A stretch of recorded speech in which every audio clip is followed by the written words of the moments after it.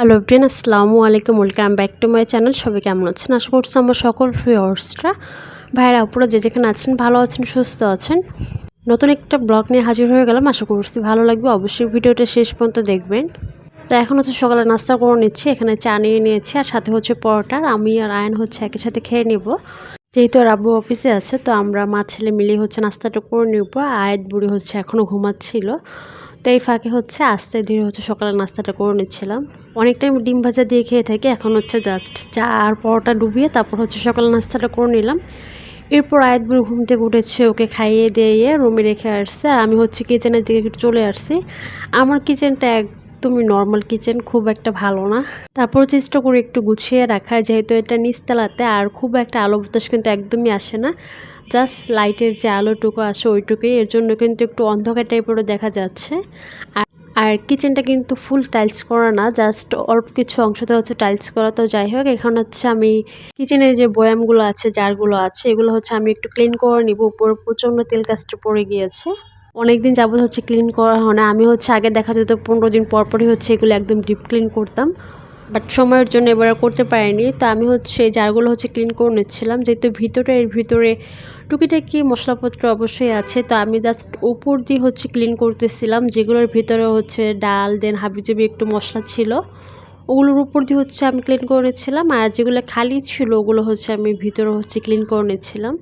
আমার সিরামিক্সের জিনিস তো কেনাই হয় কয়েকদিন পর পর, বাট কিচেনের জন্য এখন যে সবাই কাচের বয়ামগুলো ইউজ করে থাকে, আমার অবশ্য ওগুলো কেনা হয়নি। তো এরপরে নেক্সট টাইম হচ্ছে আমার কিচেনের জন্য সুন্দর সুন্দর হচ্ছে কাচের জার কেনার টার্গেট থাকবে। তো এখন হচ্ছে আপাতত কফির জার, তারপর হচ্ছে মাঝে মাঝে টুকিটাকি আরএফএলের ওগুলো বয়ামগুলো কিনেছিলাম ওগুলোই।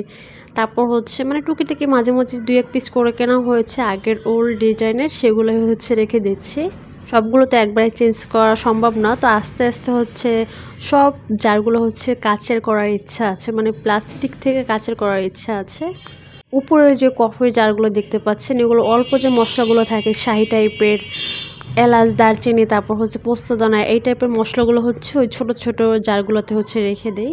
তো এই কর্নারটা গুছানো হয়ে গিয়েছে। এখন হচ্ছে এই সাইডটা হচ্ছে ট্রেতে করে হচ্ছে চামিচ দেন হচ্ছে টুকিটাকি এগুলো হচ্ছে রেখে দিচ্ছিলাম। আর কিচেনের এই অংশটা কিন্তু একদম টাইলস করা না, একদম নর্মাল। চুলার সাইডটা হচ্ছে টাইলস করা, আর সাথে হচ্ছে বেসিংয়ের সাইডটায়, আর এই সাইডটা একদমই হচ্ছে নর্মাল। তো সেভাবেই হচ্ছে আমি রেখে দিচ্ছি। তো যেরকমের আছে ওভাবেই চেষ্টা করেছি সাজিয়ে গুছিয়ে রাখা, যেহেতু ভাড়া বাসা, চাইলেও কিন্তু সবকিছু নিজের মন মতো পছন্দ মতো করতে পারবো না।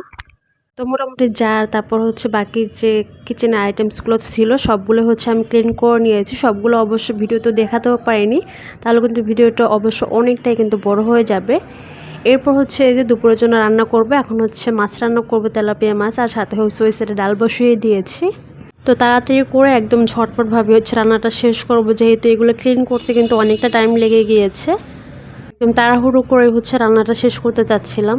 ফার্স্ট অফ অল এখানে হচ্ছে মাছগুলোকে আগে ভেজে নিচ্ছি, একটু হলুদ মরিচ আর হাতে হচ্ছে লবণ দিয়ে ভালো করে মিক্স করে দেন হচ্ছে মাছগুলো ভেজে নিয়েছি। আর মাছগুলো হচ্ছে আমি পটল দিয়ে আলু দিয়ে হচ্ছে রান্না করব, একটু মাখা মাখা ঝোল টাইপের হচ্ছে রান্না করব, বেশিও একদম ঝোল করব না, পাতলা ঝোল। তো যাই হোক, এরপর হচ্ছে এই যে একটু হলুদ আর হচ্ছে একটু লবণ দিয়ে ভালো করে মিক্স করে এখন হচ্ছে একটু ব্রাউন কালার টাইপ করে হচ্ছে ভেজে নেব। আগে পটলগুলো আর আলুগুলো একসাথে দিয়ে দিয়েছি। অবশ্য তেলটা কিন্তু অনেক খাওয়া হয়ে যায়, মানে তেল কম খাবো করে সেই তেল দেওয়াই হয়, মানে তেল না দিলে মনে হয় কি তরকারি আর কালারটা সুন্দর আসে না, দেখতে ভালো লাগে না। আর যেটা দেখতে ভালো না লাগে ওটা কিন্তু খেতেও কিন্তু ভালো লাগে না। তো যাই হোক, এরপর হচ্ছে এই যে সমস্ত মশলাগুলো অ্যাড করে দিয়েছি। গুঁড়ো মশলা দেন হচ্ছে রসুন বাটা, অবশ্য মাছের ভিতর খুব কম হচ্ছে আদা বাটাটা খাওয়া হয়, জাস্ট মাংসের ভিতরে হচ্ছে আদা বাটাটা খাওয়া হয়, এর জন্য জাস্ট রসুন দিয়ে হচ্ছে, আর বাকি যে গুঁড়ো মশলাগুলো ছিল ওগুলো দিয়ে হচ্ছে ভালো করে কষিয়ে নিয়ে দেন হচ্ছে ঝোল দিয়ে এখন হচ্ছে উপর দিয়ে মাছগুলো অ্যাড করে দিচ্ছি। তো একদম সিম্পলি খাবার দাবার, মাছ ডাল আর সাথে হচ্ছে ভাত। তো দুপুর টাইমে এরপর ক্যামেরাটা অন করতে একদম ইচ্ছে করতেছিল না, খাওয়া দাওয়া শেষ করে হচ্ছে রেস্ট নিয়েছিলাম। এখন হচ্ছে বিকেল টাইমে একটু চা খেয়ে নিচ্ছে, মাথাটা একদম প্রচণ্ড ঝিমঝিম করতেছিল। তো এখন হচ্ছে চা খেয়ে নেবো, আর চার সাথে হালকা পাতলা একটু নাস্তাও করে নিব। এখানে হচ্ছে যে ব্রেড নিয়ে নিয়েছে আর সাথেও হচ্ছে বাটার নিয়ে নিয়েছে, এটা হচ্ছে সুইট বাটার। অবশ্য পাউরুটিটা আগে হচ্ছে একটু ঘি দিয়ে ভেজে নিলে তারপর হচ্ছে বাটার দিয়ে খেলে কিন্তু বেশ মজাই লাগতো, বাট আমি হচ্ছে নর্মালি একদম সিম্পলভাবেই হচ্ছে নাস্তাটা করে নিব। এর জন্য হচ্ছে 2 সাইডে বাটার মিক্স করে তারপর হচ্ছে একটু কেটে নিয়েছি, স্যান্ডউইচের মতো করে নিয়েছি। চা দিয়ে এগুলো দিয়ে হচ্ছে সন্ধ্যা নাস্তাটা শেষ করব।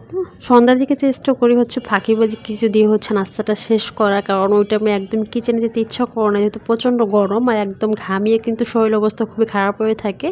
এর জন্য আর ইচ্ছাও করে না দুপুরের পরে হচ্ছে আর কিচেনে যেতে। এর জন্য হালকা পাতলা হচ্ছে বিকেলে বিস্কিট কিংবা হাবিজাবি দিয়ে হচ্ছে নাস্তাটা শেষ করি।